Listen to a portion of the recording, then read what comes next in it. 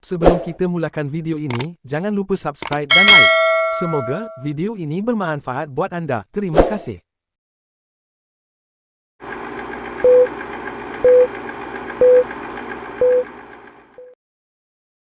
Kabinet Bayangan PN tidak cukup sifat dan separuh masak penganalisis politik. Kuala Lumpur, Kabinet Bayangan oleh Perikatan Nasional PN, dilihat sebagai tidak cukup sifat dan separuh masak kerana tidak melibatkan wakil kaum bukan Melayu, ujar penganalisis politik dari Universiti Malaya, dari Muhammad Taufik Yaakob. Dalam masa sama, katanya, penglibatan wakil dari Sabah dan Sarawak disifatkan sangat kurang, selain hanya melantik 3 wanita menyertai barisan Kabinet Bayangan itu. Saya kategorikan Kabinet Bayangan ini seperti kabinet tidak cukup sifat dan separuh masak kerana tidak melibatkan komponen yang paling utama. Misalnya, di mana wakil kaum bukan Melayu, iaitu kaum Cina, India, dan juga wakil Sabah dan Sarawak hanya satu portfolio sahaja, meskipun 29 portfolio diwujudkan. Kedudukan wanita bagaimana pula, berbanding dengan kerajaan perpaduan yang melantik 5 wanita sertai kabinet, namun, Kabinet Bayangan hanya 3 wakil wanita.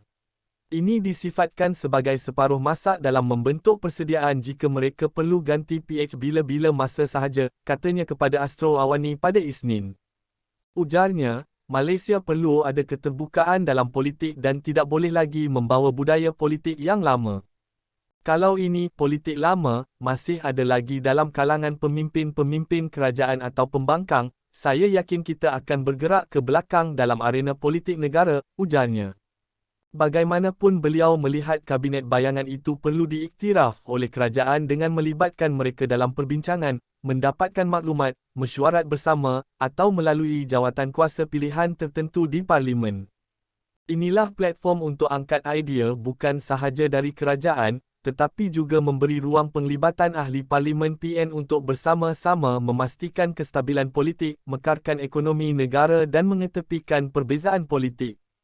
Dalam konteks membangunkan negara, kerajaan dan pembangkang mesti duduk bersama dan kalau boleh beri allowance, sila berikan. Namun lihat bagaimana mereka nak berfungsi dengan baik daripada Kabinet Bayangan PN. Jangan hanya bercakap tentang slogan, bagaimana nak ubah negara, tetapi kita masih ditakut lama iaitu tidak mahu menerima perubahan dan perbezaan, tambahnya. Dalam pada itu, Kerajaan Perpaduan pimpinan Datuk Seri Anwar Ibrahim perlu berjiwa besar dalam menerima pandangan pembangkang termasuk Kabinet Bayangan Perikatan Nasional PN. Dalam masa sama, Muhammad Taufik mengesyorkan pemberian allowance kepada ahli Kabinet Bayangan bagi membantu kerajaan membangunkan negara. Kita perlu libatkan ahli pembangkang, dan berikan allowance sebagai sumbangan dan kerja ahli Kabinet Bayangan bantu kerajaan, ini akan wujudkan kematangan politik baharu. Ketepikan pertelingkahan politik dan kita jadikan ini sebagai wadah semua ahli parlimen untuk bantu kerajaan dan saya yakin mereka yang nak jadi kerajaan ada sikap nak bangunkan negara, namun jangan hijak di tengah jalan. Jangan hanya pandai kritik, tetapi tiada idea untuk membina kepada kerajaan.